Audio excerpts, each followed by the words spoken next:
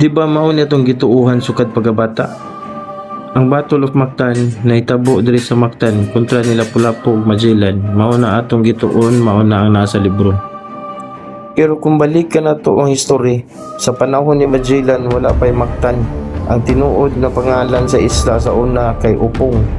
Mao nang Upon karon ang old name sa Lapu-Lapu City. Pero ania ang problema.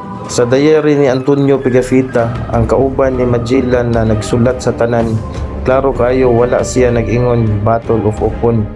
Ang iyang gisulat nakig-away mi sa El Isola de Matan. So asa man ang Matan? Kay kung mangita ka sa karaang mapa o sa mga tigulang, ang tinuod na Mactan sa una naaman sa Camotes, Mactang Island ang pangalan didto hangtod karon. Karon hunaan eh. Si Magellan naa sa Sugbo, mao na ilang base. Pagabuntag, may biyahe sila para sa Matan.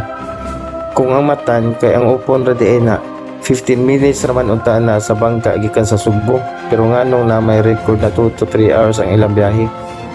Matan, Upon, Mactang Island.